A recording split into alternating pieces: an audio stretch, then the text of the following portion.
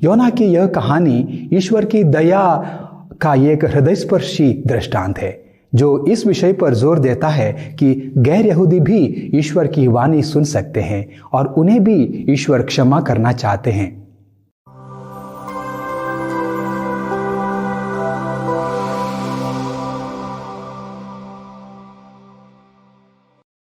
ख्रिस्त में प्यारे भाइयों एवं बहनों, योना का ग्रंथ पुराने नियम की सबसे प्रभावशाली पुस्तकों में से एक है। ईश्वर ने नबी योना को इस्राएल के कट्टर शत्रु असीरिया की राजधानी निनेवे में पश्चाताप का संदेश सुनाने के लिए नियुक्त किया था। योना को ईश्वर ने एक ऐसे समय में बुलाया था जब ईश्वर इस्राएल को यह एहसास कराना शुरू कर रहा था कि उसका मुक्ति विधान सिर्फ यहूदियों के लिए नहीं बल्कि पूरी दुनिया के लिए है। ईश्वर योना को निनेवे भेजता है क्योंकि उस महानगरी की बुराई को अनदेखा करना असंभव था। लेकिन योना, जो एक यहूदी है, निनेवे और अन्य राष्ट्रों के पास नहीं जाना चाहता है। ईश्वर की योजना का विरोध करते हुए वो कहता है, जब मैं उनके पास जाकर उनसे कहूंगा यदि आप पश्चाताप नहीं करोगे तो 40 दिन के बाद निनेवे का विनाश किया जाएगा, वे या तो मुझे मार डालेंगे या वे तपस्या करने लगेंगे। और हे मेरे ईश्वर, मैं जानता हूं कि जब वे तपस्या करने लगेंगे तेरा हृदय द्रवित हो जाएगा और तू उन्हें क्षमा करेगा, क्योंकि तू हमेशा ऐसा ही करते आ रहा है। परिणाम स्वरूप मैं एक झूठा भविष्यवक्ता, एक झूठा नबी निकलूंगा, इसलिए मैं निनेवे नहीं जाऊंगा। इस तरह पूर्वी की ओर निनेवे जाने के बजाय योना भूमध्य सागरीय द्वीपों के लिए तर्शीश के लिए रवाना होता है। तूफान के समय योना जहाज के सबसे भीतरी भाग में उतरकर लेटता है और गहरी नींद में सो जाता है। हर कोई सोचता है कि नाव पर किसी ने ईश्वर को नाराज किया है। वे यह पता लगाने के लिए चिट्ठी डालते हैं कि यह कौन है और योना का नाम निकलता है।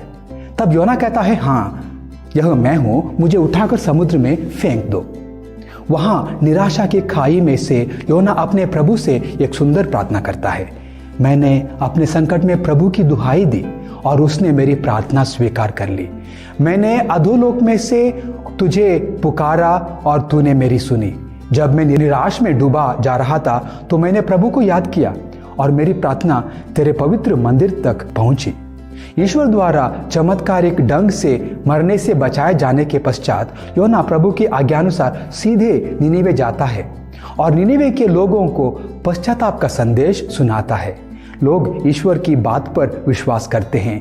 योना का संदेश सुनकर वे एक सामूहिक उपवास की घोषणा करते हैं और बड़ों से लेकर छोटों तक सब ठाट ओढ़कर अपने पापों के लिए प्रायश्चित करते हैं। जब निनेवे के लोग पश्चाताप करके जीवंत ईश्वर के पास लौट आने की इच्छा प्रकट करते हैं तब ईश्वर उन्हें माफ कर देता है, पर योना संतुष्ट नहीं बल्कि नाराज हो जाता है।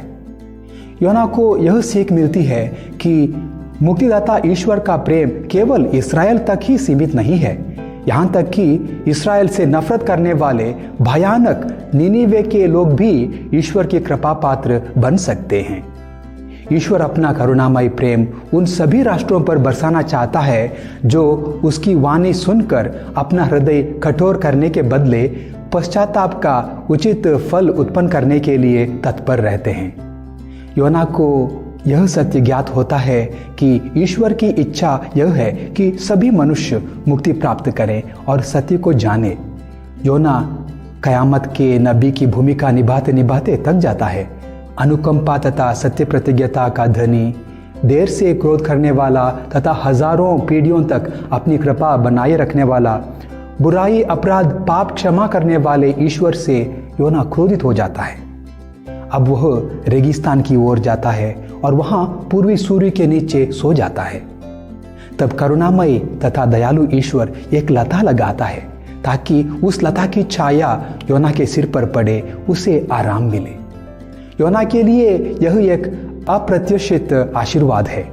लता के सूख जाने पर जब योना शिकायत करने लगा तो प्रभु ईश्वर योना से कहता है, क्या तुम इस लता के सूखने की शिकायत कर सकते हो, जबकि महान नगर निनिवे में 1,20,000 से अधिक ऐसे मनुष्य रहते हैं जो अपने दाहिने और बाएं हाथ का अंतर नहीं जानते।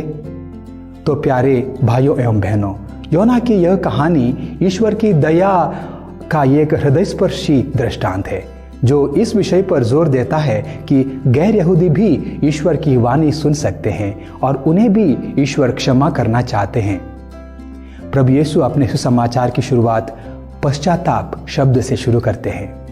पश्चाताप शब्द का अर्थ अपनी सोच विचार, अपनी जीवन शैली में पूरी तरह से बदलाव लाने में, बुराई से दूर रहने में और ईश्वर के प्रेम से प्रेरित होकर ईश्वर के प्रेम के लिए सब कुछ करने में निहित है। महानगरी निनिवे के लोग हमारे लिए एक आदर्श एवं प्रेरणा हैं। उनका पश्चाताप हमें सांत्वना प्रदान करता है, परंतु प्रभु यीशु ख्रिस्त में हमारे पास वो है जो योना से भी महान है। पापियों को रास्ता दिखाने के लिए, हमारे चरणों को शांति पथ पर अग्रसर करने के लिए स्वयं ईश्वर हमारे उद्धारकर्ता बनकर आए हैं। इसमें हमें आशा मिलती है कि जो लोग अंधकार और मृत्यु की छाया में बैठे हैं, वे लोग ज्योति के पास आ सकते हैं, ज्योति की संतान बन सकते हैं। हम प्रार्थना करें। हे ईश्वर, तेरी वाणी पर ध्यान देकर पश्चाताप के मार्ग पर चलने की कृपा हमें प्रदान कर। दिन प्रतिदिन अपने मनोभावों को तेरे पुत्र, हमारे प्रभु और मुक्तिदाता ईसा मसीह के मनोभावों के अनुरूप बनाने की कृपा हमें प्रदान कर। तूने हम में से हर एक को एक विशेष बुलाहट के लिए रचा है। किसी भी कारण से हमें उस बुलाहट से पीछे न हटने दे। निनिवे के लोगों की तरह हमें भी सभी लोगों के लिए पश्चाताप का आदर्श एवं प्रेरणा बनकर जीने की कृपा प्रदान कर, न कि योना की तरह बाधा। आमीन।